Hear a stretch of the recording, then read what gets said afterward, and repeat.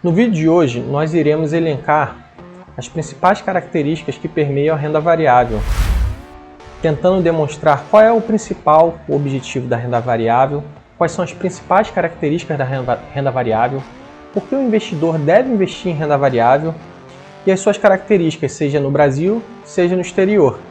Muitos investidores buscam alguns conceitos relacionados à renda variável na hora de adquirir um ativo, sejam relacionados ao preço, as suas características particulares da empresa ou do ativo em específico, o lastro físico daquela empresa e por que aquele preço em determinado momento, se ele é confiável ou não.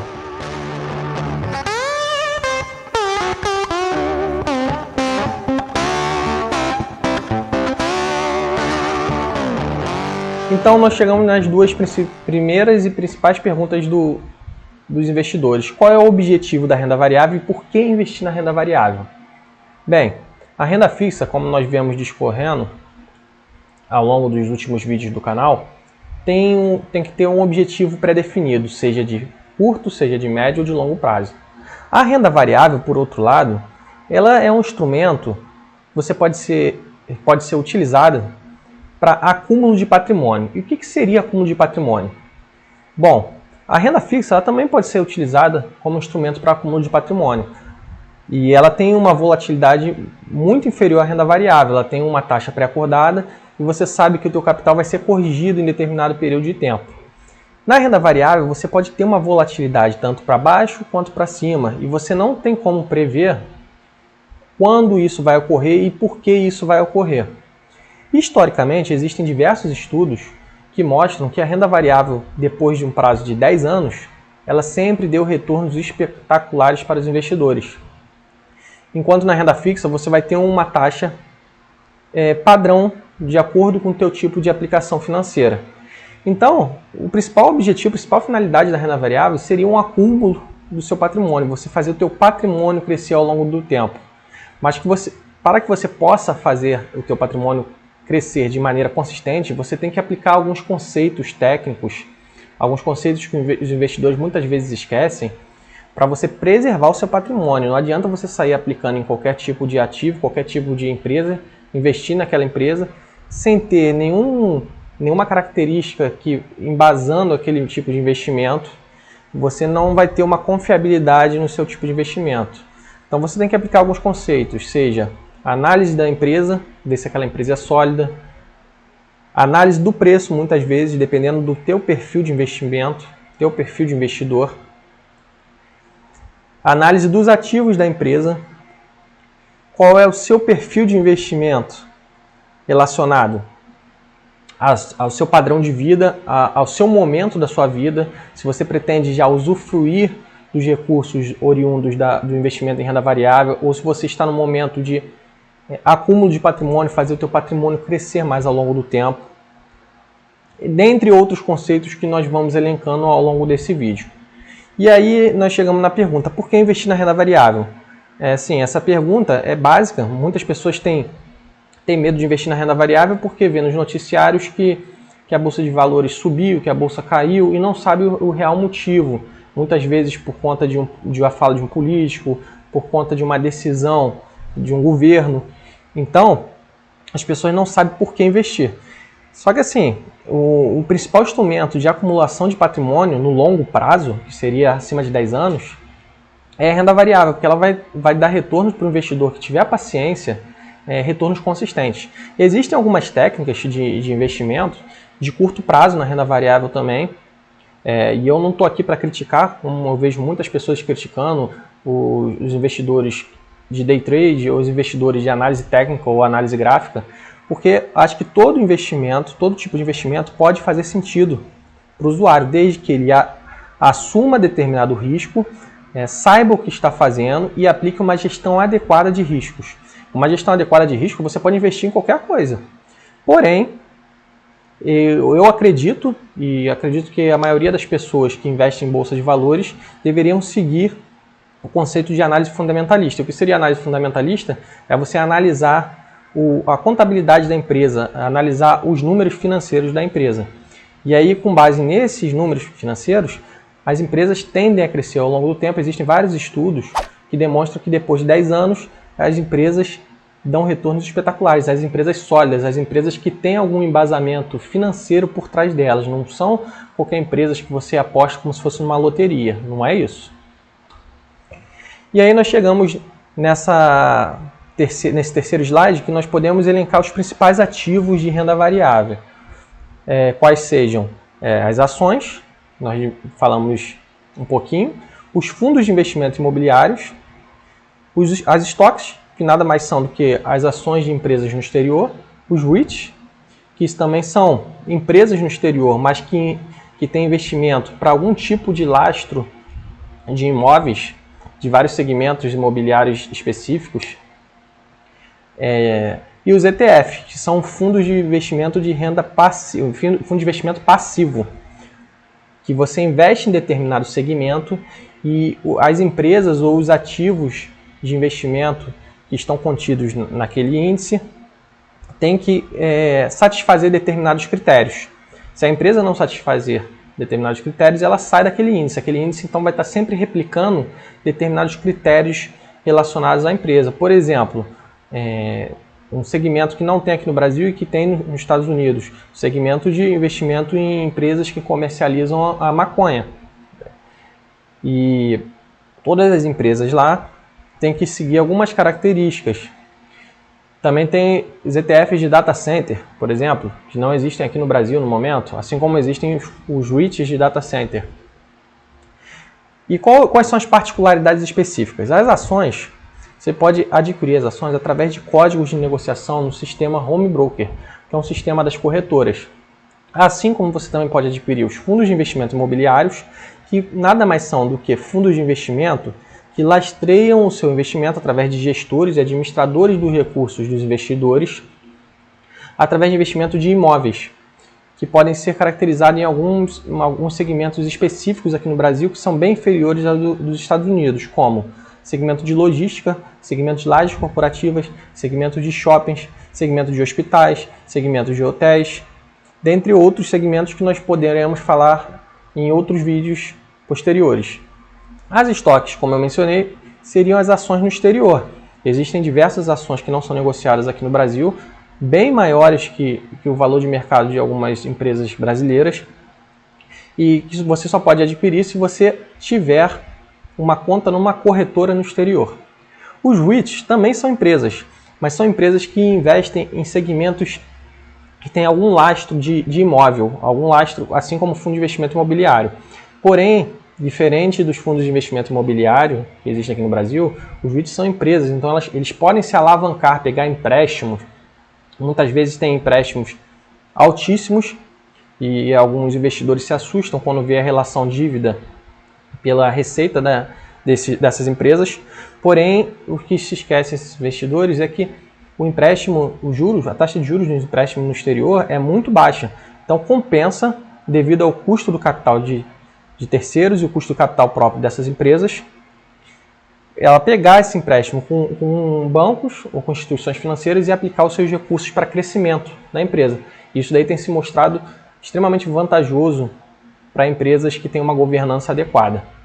E os ETFs, como eu mencionei, são fundos de investimentos passivos, que ele vai investir, você vai investir em determinado ETF que vai compor uma cesta de empresas ou uma cesta de ativos que tem que estar relacionado com algumas características para compor essa cesta. Então você pode investir em determinados ETFs e você vai ter sempre o retorno de acordo com aquelas características. Você não vai ficar selecionando empresas aleatoriamente, que é o chamado stock picking. E aí nós chegamos em algumas perguntas que muitos investidores têm feito ao longo dos últimos anos, se preço importa na hora de você adquirir determinada ação da empresa, de uma determinada empresa, determinado fundo de investimento imobiliário ou determinado ETF, porque os ETFs eles também variam. E essa pergunta ela pode ser respondida da seguinte forma: depende. Muitas casas de análise ou corretoras tendem a falar que existe um valor justo para o ativo. Esse valor justo realmente você pode calcular através de uma série de maneiras. A principal dela é o demonstrativo de fluxo de caixa descontado, quando você pega o fluxo de caixa da empresa nos anos consequentes, os próximos anos, e tenta trazer valor presente para saber se aquele fluxo, aquele valor presente está aderente com o preço da empresa ou se a empresa está com valor acima do que deveria ser negociado. Porém, o que muitos não falam, que na literatura, o principal defensor dessa análise do valuation seria o Benjamin Graham. E ele menciona no seu livro que o preço não importa quando você realiza aportes recorrentes, ou seja, se você constantemente comprar determinadas empresas, esse aporte ele não precisa ser todo mês, toda semana. Você só tem que ter uma constância nas suas aquisições dessas empresas. Se você constantemente adquirir determinada empresa, o seu custo médio, seja em reais, seja em dólares, ele vai compensar do que você comprar sempre na baixa. Porque a gente nunca consegue adivinhar se o ativo ele está mais barato, se ele vai cair mais, ou se ele vai continuar subindo. Não tem como você adivinhar. Existem algumas técnicas estatísticas na análise técnica, na análise gráfica, que você pode tentar presumir, e aí você pode usar uma gestão de risco adequada para isso, para tentar oferir algum lucro ou para minimizar o teu possível prejuízo. Porém, é impossível você ter absoluta certeza se o preço vai continuar caindo ou se ele vai continuar subindo. O Benjamin Graham, ele mesmo mencionou isso no seu livro, que muitas pessoas que são defensoras do valuation acabam omitindo, que é possível você sim manter um preço médio em baixa, você ter um custo de aquisição baixo das empresas que você adquirir, se você fizer aportes recorrentes, aportes constantes. Então você não precisa ficar preso a essa filosofia do preço, de você comprar sempre na baixa. E por que você pode fazer sim valuation para adquirir determinada empresa? Existem particularidades, claro que existem diversas estratégias, existem pessoas que vão fazer valuation e vão conseguir oferir seus objetivos financeiros, existem pessoas que não vão fazer valuation e vão conseguir também, existem pessoas que vão aplicar análise técnica, análise gráfica e vão conseguir através de uma gestão adequada de risco, até algumas pessoas, alguns profissionais, claro que tem que se dedicar bastante, vão conseguir os seus recursos financeiros, fazer ele crescer o seu capital ao longo do tempo, utilizando de day trade, utilizando de opções. Mas por que o valuation ele pode vir a importar? Ele vai vir a importar se você aplicar o seu recurso uma única vez ou pouquíssimas vezes ao longo de um determinado período. Para isso, se você for aplicar um capital, ele vai importar, porque você não tem como prever se o teu capital ele vai crescer, em quanto tempo ele vai crescer, quanto que ele vai crescer ou se ele vai cair. Então, para quem faz um único aporte ou poucos aportes ao longo do tempo, importa o valuation, porque você vai estar tendo uma proteção, vai ter uma margem de segurança, como todos na literatura que defendem esse tipo de requisito defendem. Mas essa ponderação de utilizar valuation para analisar se o preço importa ou se não importa, ela tem que ser feita não de uma maneira absoluta. Ela pode ser... Tudo é relativo, nada é absoluto na vida. Então você tem que ponderar se esse tipo de aplicação é obrigatória no seu caso, se é necessária no seu caso ou não. Alguns investidores, alguns analistas do mercado tendem até a dar um exemplo da Coca-Cola, que em 98 ela estava com as cotações históricas na máxima e depois ficou mais ou menos 12 anos em baixa. Porém, se você tivesse aplicado o seu recurso na empresa Coca-Cola, né, que seria uma estoque do exterior, durante todo esse tempo, uma vez por ano pelo menos, comprando ações dessa empresa, você teria diluído o teu custo médio. Então não faria diferença.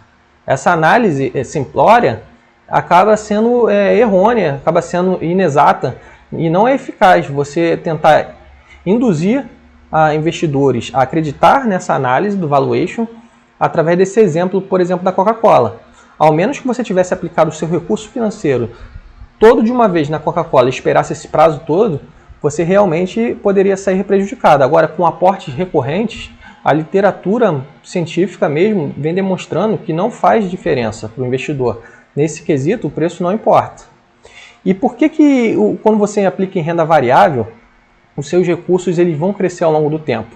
Então, existem algumas características que eu menciono no slide ao lado, que seriam relacionadas ao lucro das empresas. Por que o lucro de empresas sólidas, você tem que analisar bem se a empresa faz sentido para você, se é um segmento que te agrada, se é um segmento que tende a crescer ao longo do tempo, se essa empresa tem uma governança adequada, ou seja, se os gestores daquela empresa conseguem aplicar o recurso que vai dar um retorno acima do capital de terceiros que foi adquirido, ou seja, acima da dívida que foi adquirida para investimento, se ela vai dar um retorno acima do capital próprio, ou seja, acima do capital dos investidores daquela empresa, dos acionistas que abriram o negócio daquela empresa, que tendem a ter maior parcela da participação daquela empresa. Então, se tiver uma gestão adequada, se a empresa tiver uma gestão sólida, tiver a contabilidade organizada, tiver dando lucros crescentes, receitas crescentes, tiver uma margem líquida satisfatória, uma margem bruta satisfatória, uma margem operacional adequada, a empresa tende a crescer o seu lucro ao longo do tempo. E por que ela tende a crescer o seu lucro ao longo do tempo? Porque o crescimento do PIB dos países vai crescer ao longo do tempo. O Brasil de hoje não é o mesmo país, não é o mesmo Brasil de 30 anos atrás. Isso decorre de vários fatores, como por exemplo, a taxa de natalidade, a população aumentou muito, e com isso o consumo também aumenta, a produção também aumenta. Claro que o Brasil não é o exemplo maravilhoso que nós desejamos dar, porque é um país emergente, é um país que passa por muitas dificuldades, mas se você for comparar em países desenvolvidos, por exemplo, essa relação é muito mais próxima, muito mais exata. A inflação vai crescendo ao longo do tempo, isso daí vai reajustar o preço dos produtos e dos serviços das empresas, consequentemente vai aumentar a receita das empresas e se ela tiver uma gestão adequada, vai conseguir gerir os recursos da empresa, né, os recursos materiais, junto com a receita, e você vai conseguir oferir uma margem bruta adequada, né, um lucro bruto adequado também. As empresas também elas vão lançar novos produtos e serviços que, consequentemente, vão atrair novos consumidores ou vão reter consumidores. E isso daí, em consequência, vai aumentar as vendas da empresa. Então, são uma série de características. Claro que tem outras características que podem impulsionar, mas essas características vai impulsionar o lucro das empresas. Isso relacionado à gestão da empresa. Se a empresa tiver uma gestão adequada, uma gestão financeira adequada, uma gestão de recursos materiais adequada, uma gestão de pessoal adequada, isso tudo relacionado ao aumento do consumo e aumento do reajuste tarifário dos preços, vai fazer com que o lucro das empresas sólidas cresça ao longo do tempo. Então, quando você aplica em renda variável, tudo isso vai fazer com que o seu capital investido tenha um retorno exponencial. Porém, esse retorno ele pode ter em determinado período de tempo uma volatilidade para baixo. O investidor tem que saber que a renda variável ela tem um risco, que essa volatilidade é mais inerente a esse risco assumido. Então, tem que ter paciência e tem que saber que quando você aplica em renda variável, você tem que saber que muitas vezes o preço que está sendo negociado no mercado não é o preço que realmente a empresa vale. Isso vai depender de uma série de questões, porque normalmente, 99% dos casos, o preço de negociação das empresas, dos fundos de investimento, vai refletir a expectativa futura, não é o presente. E essa expectativa futura ela está sempre se alterando de acordo com os eventos que vêm ocorrendo no dia a dia. E aí nós chegamos num quarto slide, que seria a relação entre stock picking e ETFs. Muitos analistas defendem que os ETFs eles são o investimento mais adequado para pessoas físicas. Eu diria que isso daí depende também. Como eu falei, nada é absoluto, tudo é relativo. E por que essa situação depende? Muitos estudos dos ETFs eles são comparados com fundos de investimento de gestão ativa. E qual seria a principal particularidade dos fundos de investimento de gestão ativa para um stock picking, por exemplo? O problema é que os fundos de investimento de gestão ativa eles vão reter algumas taxas, como a taxa de administração, taxa de performance, taxa de carregamento, imposto de renda, enfim, são algumas características financeiras que vão prejudicar a performance de muitos gestores de fundos de investimento e não vai compensar o risco assumido para o investidor pessoa física, por exemplo. Então, por isso que nem sempre os estudos que mencionam que os ETFs são mais indicados para a pessoa física do que o stock picking, que seria a seleção de ações individuais, eles refletem a realidade por completo. Porque os ETFs, além disso, eles variam também, eles também têm um risco inerente. Claro que eles vão ter um risco menor de acordo com o tipo de ETF que você selecionar. Existem ETFs que demonstram, através de estudos, que eles são muito mais fidedignos nos retornos do que você fazer uma seleção individual de ativos. Porém, as pessoas, os investidores, os analistas não podem esquecer que a Bolsa de Valores é um lugar de assumir riscos. A Bolsa de Valores já tem o conceito de riscos inerente a ela. Então, você pode aplicar em ações individuais, selecionar ações. Você pode ter uma estratégia direcionada para o stock picking, fazendo uma gestão de risco adequada. Você pode reduzir o teu risco tendo uma diversificação, ou seja, selecionando vários tipos de ativos, vários tipos de empresas diferentes. E por que não compor o teu portfólio de ativos através de ETFs também? Você pode selecionar algumas ações e alguns ETFs. Assim você vai estar assumindo maior risco em algumas empresas e assumindo menor risco em determinados ETFs. Então, como eu mencionei, nada é absoluto, tudo é relativo. Depende de você ter uma gestão adequada do seu portfólio, uma gestão de risco adequada, você analisar bem em que você está investindo e saber o que você está fazendo. E aí também nós entramos em um outro estudo que é muito conhecido pelos analistas do mercado financeiro, que seria o Buy the Dip e o DCA. O que seria isso? Existe um estudo que demonstra, isso daí vai de acordo inclusive com o slide anterior, que eu mencionei sobre a questão do preço importa, que quando você adquire ações ou determinados tipos de ativos em renda variável, sempre no fundo, sempre comprando no fundo, ele não compensou a sua rentabilidade em relação a você comprar constantemente em determinados períodos de tempo o mesmo ativo. Ou seja, você tentar adivinhar qual é o fundo, comprar só quando a bolsa cair, não teve uma rentabilidade maior do que você está comprando constantemente ativos.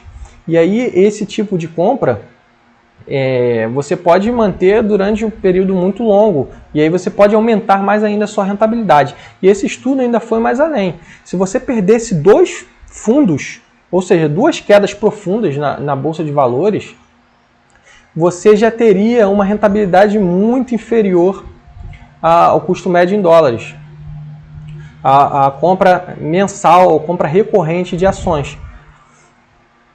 Não teria uma relação de compensação do risco-retorno de você adquirir sempre no fundo. Então, essa situação de você sempre comprar através de uma margem de segurança nem sempre é vantajosa. Então, os investidores têm que estar atentos que existem estratégias diferentes que podem levar a retornos vantajosos também. Investir em fundos de investimento imobiliários e REITs. Ao meu ver, qual seria a principal vantagem? A principal vantagem é você ter uma diversificação do teu risco. Você vai estar investindo em ativos que têm um lastro maior de imóveis ou de tipos de ativos imobiliários. Muitas empresas não têm um lastro muito grande de bens, né? Só tem bens intangíveis, que seriam bens intelectuais ou patentes, enfim. Então você vai estar lastreando o seu investimento através de imóveis. Essa seria uma possível diversificação. E os REITs, eles seriam um tipo de investimento no exterior.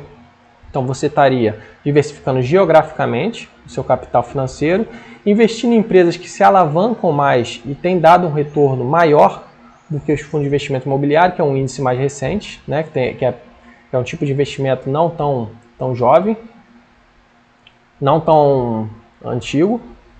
E você também vai adquirir renda recorrente para aumento dos seus aportes. Porque normalmente essas empresas têm uma previsibilidade, ou esses fundos de investimento imobiliário têm uma previsibilidade maior de distribuição dos seus lucros. E nem todas as empresas vão distribuir os seus lucros constantemente. Tem empresas que não distribuem seus lucros, que vão pegar o seu capital e preferir aplicar em investimentos próprios da empresa para crescimento ou aquisição de novas empresas para crescimento inorgânico. Então, você tem que verificar sua estratégia. Você precisa receber, nesse momento, renda recorrente para aumentar o seu aporte ou para auxiliar no teu custo de vida. Não sei qual é o período de vida de cada um. Cada um vai ter uma particularidade diferente. E, particularmente, o que eu faria hoje? Eu teria ETFs de fundo de investimento imobiliário aqui no Brasil, existem alguns que foram lançados recentemente, que eu acho que você teria uma previsibilidade já garantida, você teria um lastro imobiliário através de vários fundos de investimento lá, isso daí também diluiria o seu risco através de uma diversificação própria, e você não estaria investindo em um fundo de investimento imobiliário tendo que analisar as suas particularidades financeiras, os seus investimentos financeiros, investimento de capital, a gestão de determinado fundo imobiliário, gestão administrativa dele.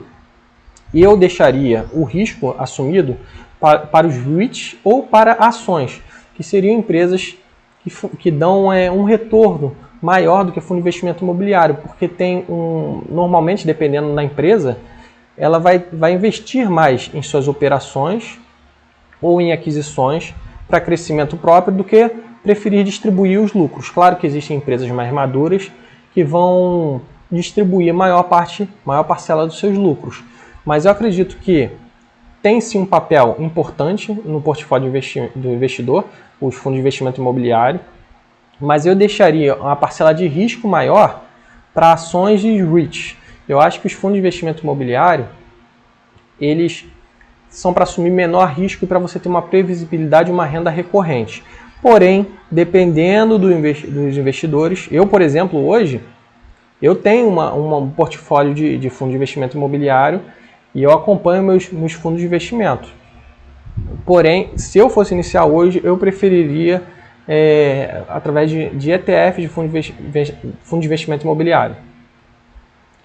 E investir no exterior? Então, muitas pessoas perguntam, para investir no exterior, será que não é melhor esperar o preço do dólar cair? Será que o dólar não está muito alto?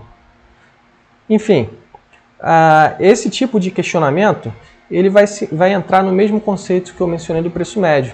Não importa no longo prazo se você tiver aportes recorrentes, porque você vai diluir todos os custos assumidos ao longo desse período através de vários aportes. Você vai comprar quando o dólar estiver muito baixo, você vai comprar quando ele estiver muito alto. E mais ainda, os países desenvolvidos sempre cresceram mais que o Brasil ao longo do tempo. Então o dólar ou qualquer outra moeda de um país desenvolvido tende a crescer muito mais que o real. Além da inflação corroer a nossa moeda ao longo de determinado período, né, ao longo dos anos.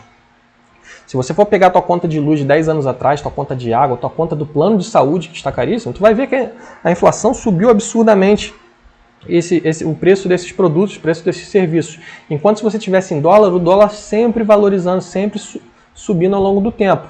Além disso, os ativos no exterior também sobem, porque as empresas lá são gigantes, são disruptivas e têm setores diferenciados que não existem aqui no Brasil. Então, existem diversas particularidades que levam a crer que não importa o preço do dólar hoje, o dólar pode estar nas alturas. Você não tem como adivinhar se ele vai continuar subindo.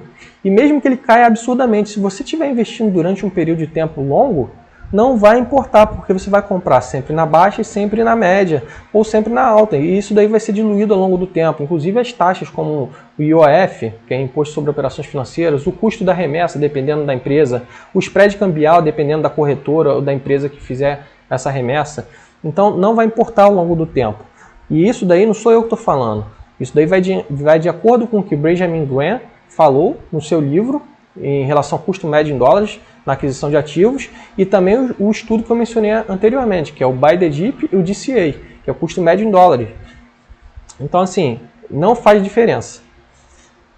Além disso, quando você manda o teu dinheiro para o exterior, você vai estar fazendo uma diversificação para reduzir o seu risco país. Você vai estar diversificando geograficamente o seu capital. Isso daí também é mencionado em várias literaturas que é extremamente importante. Não é só você aplicar em empresas muito maiores que existentes aqui no Brasil, empresas de setores diferenciados, empresas que oferecem serviços que não existem, né, que são empresas disruptivas, mas você também vai estar protegendo o seu capital no seu futuro.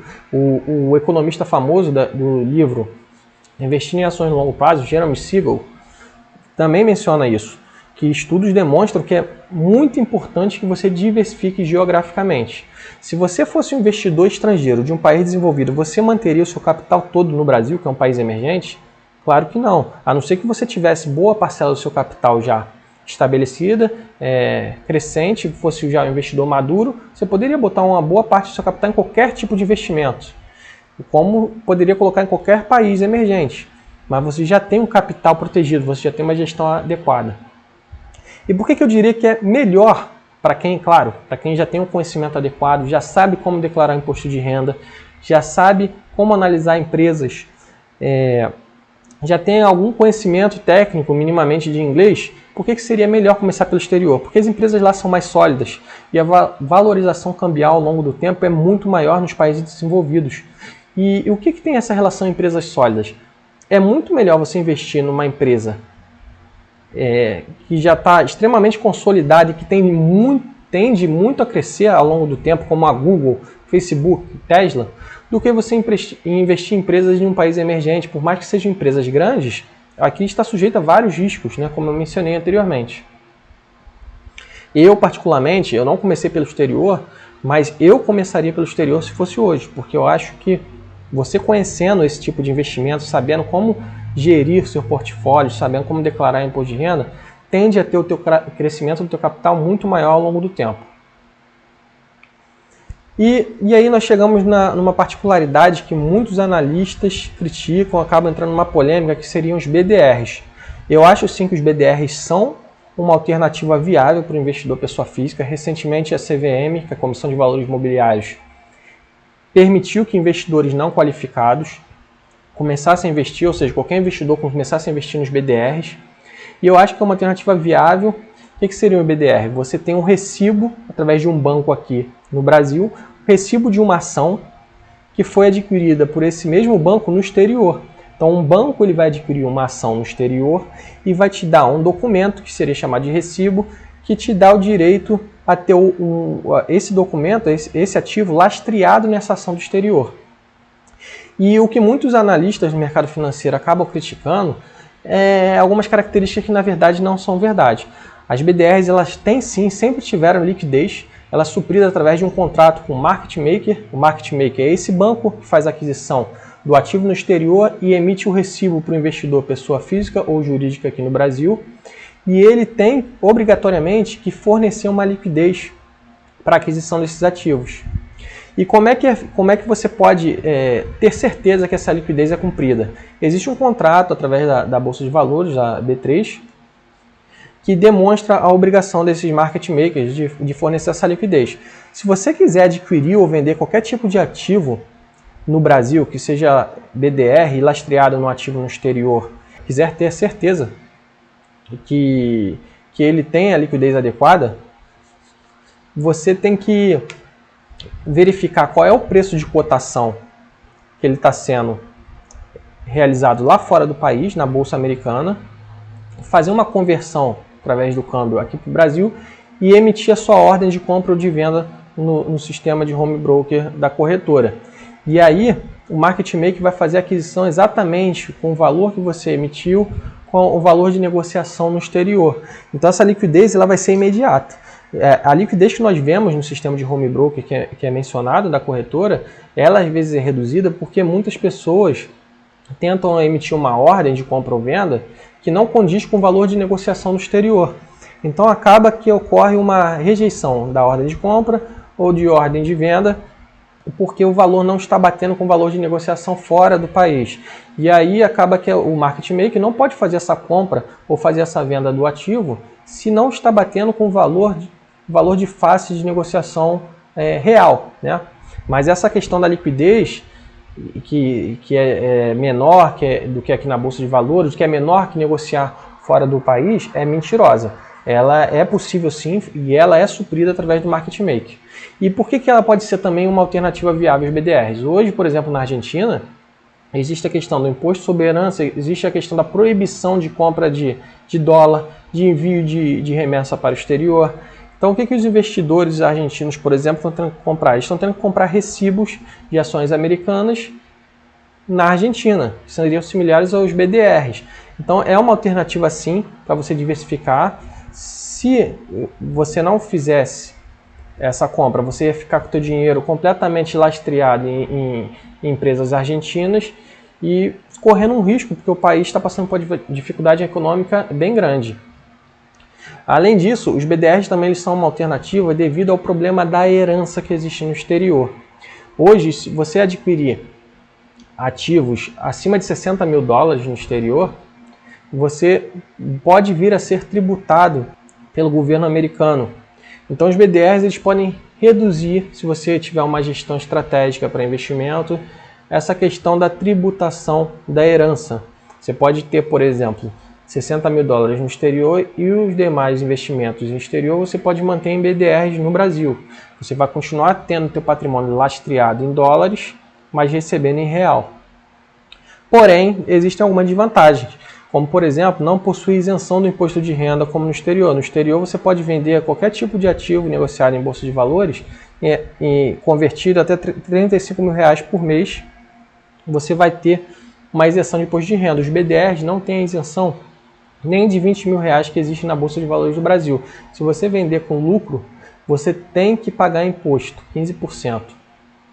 Um outro mito que é mencionado por muitos analistas do mercado financeiro é a questão do spread da cotação, que é irrisório. Por que é irrisório? Existe no mesmo contrato do market maker que fala sobre a questão da liquidez, que deve ser suprida por essa instituição financeira, também existe uma restrição do spread cambial. O market maker não pode se aproveitar dessa questão do spread cambial para arbitrar qualquer valor de negociação em cima da tua aquisição de determinado ativo.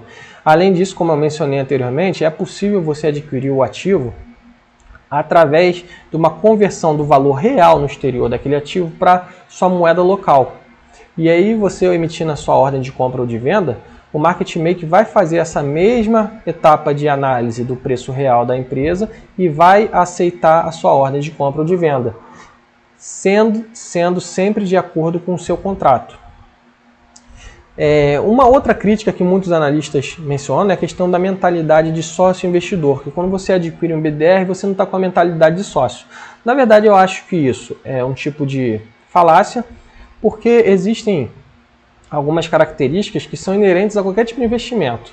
Você pode ter diversos tipos de investimento diferentes, você pode investir em pinturas de arte, você pode investir em criptomoedas. Isso não vai te tornar um investidor menor ou maior que o outro. E os investidores internacionais, eles investem sim em tipos de recibos, como por exemplo as ADRs. Existem diversas ADRs no mercado americano, por exemplo. E ninguém deixa de ser mais ou menos investidor porque investe num tipo de recibo. Você vai estar lastreando o seu dinheiro em uma moeda diferente. No caso das BDRs, você vai estar lastreando o seu dinheiro, o teu capital investido, numa moeda mais forte. E você vai estar lastreando em um tipo de empresa. Você não deixa de ser mais ou menos investidor por isso. E o que muitos não sabem também é que é possível você converter, solicitar o market maker, converter os seus recibos, os seus BDRs em ações no exterior. Basta você entrar em contato com o market maker e solicitar que seja convertido os seus BDRs na proporção de aquisição da BDR na ação, na sua conta de corretora que você tiver no exterior. Então é outro mito e falácia, né, que é difundido aí por muitos analistas de investimento e muitos investidores.